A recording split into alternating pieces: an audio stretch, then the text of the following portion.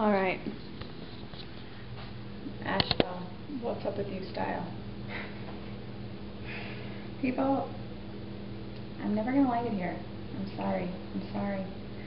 I know a lot of people seem to like it, or they like it when they're on vacation, or they've heard great things about it. I have heard nothing but great things about it too. But honestly, I don't get it, and Mr. F doesn't get it.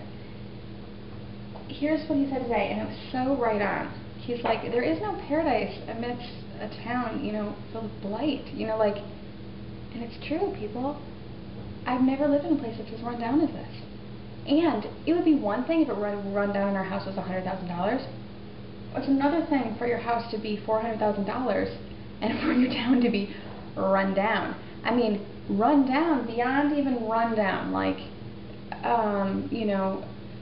vacant buildings, boarded up buildings, buildings with broken windows held together by tape, graffiti.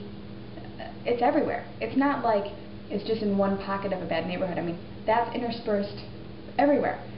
So there's nowhere you can go that unless you're going to get in your car, get off the highway at Biltmore Village and shop in the exclusive shopping district. Or you're going to get in the car and get out at Grove Park Inn. I mean, you're going to see it, people. I mean, if you drive down any streets of the city, you're going to see it. I had to go to the doctor. And I left our rundown neighborhood and went down the highway and got off and drove through. And, I'm just sitting there, with my jaw falling open, why is it so expensive here? I mean, crazy, ridiculous rundown warehouses with garbage and weird vagrants, and you're just it's so, it just doesn't make sense. So I don't get it. I mean, I love that people call it the Paris of the South. It's have you been to Paris? I mean, Paris is a thriving, huge metropolis. This is a very small city, very small, and it's filled with not just poverty, but a lack of, I don't know, pride for your city. I mean, in other places like this, they might paint over graffiti. Here it's just everything just looks run down, and I can't figure out, there's definitely a funny element where people are oh, it's really cool and alternative there. It's it's really not that different than any place else I've lived. It's not any more, there's no more hippies or no more weirdos or, it's all the same. There's just fewer people, so there's more of them per capita. But it's not that there's in a place that suddenly has more hippies than any other place, That stuff, I don't know what that perception comes off of. I have no idea, compared to other places in the South, is it more of that? Potentially, I guess, but it's not really anything, that doesn't stick out to me at all. It's weird, folks. It's so weird. But it's depressing. I mean, to me, to go do your errands and have to drive through a huge parking lot because half the stores are closed, not closed for the day, closed permanently, and not replaced, but yet a huge thriving supermarket's at the end, why is that not a draw for other businesses to open their businesses there? I mean, it's as if nothing makes sense. Why is that expensive store there, and then there's tons of vacant stores in a huge crumbling parking lot, and yet it's repeated at strip mall after strip mall after strip mall. It's just wacky, people. And so, what do you need? You painted yourself again? Of course. And so it's depressing. When you're driving someplace and all you see is rundown stuff, I mean, you have to, know where the nice store is amongst the rundown. You know what I mean? You would never think it would be there amidst where it is.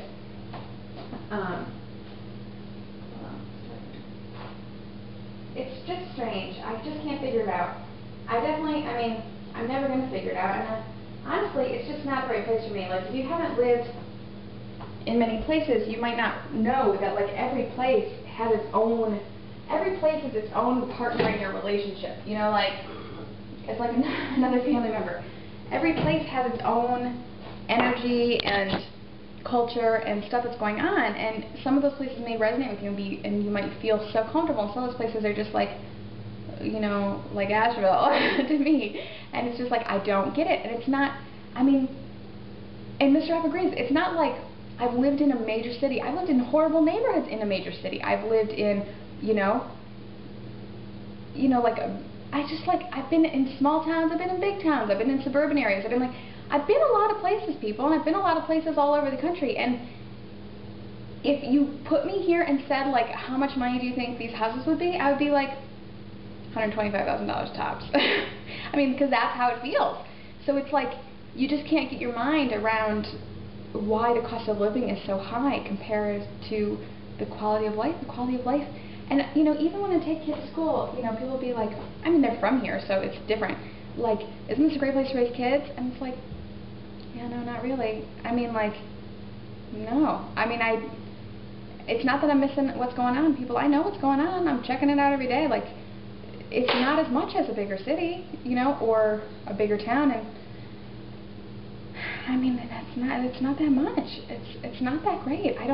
What's great about it? I'm like, really, what, you did it again? I mean, it boggles my mind. And I know people are like, oh, you know, you'll find the nice things. It's like, no, I don't want to live in a place where I have to try so hard to find the nice things. You know what I mean? Like, for $400,000, like, I want to live in the nice place. I want to have the nice things be obvious. I don't want to have to search for the nice things. Like, doesn't that says something right there that so many people tell me that, like, oh, you'll find the nice things. It's like, I'll find them? You know, like, no, you know, like, I kind of think those things should be obvious if, you know, you live in a fancy, desirable place. I don't know. You know, like, if I was living in some, I don't know. It's just like, it's just the dichotomy, folks. And in a weird way, it reminds me of India. Obviously not as extreme, but when I was in India, you know, even though I was going to nice places and staying in nice houses and staying in a nice hotel, it didn't matter that those secluded items were nice because so much around it was you know, like complete slums, you know, and I was just thinking, like, I could never do this. I could never live here and I could never be comfortable and be surrounded by that. And it's not just, I mean, obviously that was more on an empathetic level, like I couldn't bear to have the extreme of wealth amidst such poverty. But it's also just depressing. And here it's just depressing. You know, if I had a couple $1 million, we could live in an exclusive neighborhood and shop at only the exclusive area, and that's all you would have. And then that little bit would be nice. But even for those people, you got to drive down the main roads, and you got to go buy all the other stuff. You know, like, it's totally weird, folks. It's totally weird. And I do think for, like, a lot of people in the South, like Asheville, it seems to be like the South's Vermont. I wouldn't go so far as to say Paris. The South's Vermont. Like, you go up to the mountains, and it's more rural and quaint.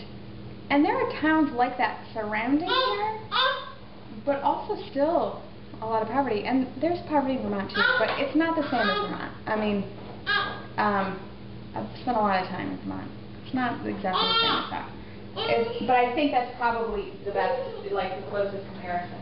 I don't know what you're doing. And except for, like, if that's what I was getting, I would have rather, I mean, honestly, I would have rather moved to one of the smaller little towns where you could kind of have that quaint feeling and be in the mountains. Instead, we're living in a small city that has this depressed feeling, and I wouldn't even know I was in the mountains, except for that they're in the distance, like on the skyline. So, that's kind of my feelings. Kind of depressed about it. And I've decided to start really thinking about what I want and where I want to be, because I think I need to start sending that energy out. Because there's no part of me that's going to live here my whole life. Like, that's not happening. Number one, we can't afford it. Number two, if I'm going to not afford where I'm living, I'm going to go back to Park Slope and actually love it, you know? And that's the thing, people. I have lived in a place that was perfect for me. Why did we ever move? It was the biggest mistake we ever made, and we both totally regret it. I have lived in a place that was the right energy for me, and I felt so much better about myself and so much more comfortable and, like, in myself. When I'm here, I literally feel like this is, I mean, I have this whole thing, like, This is me driving my car. You know, like I don't feel connected to it. I don't feel at one with my space, and it's really, really frustrating.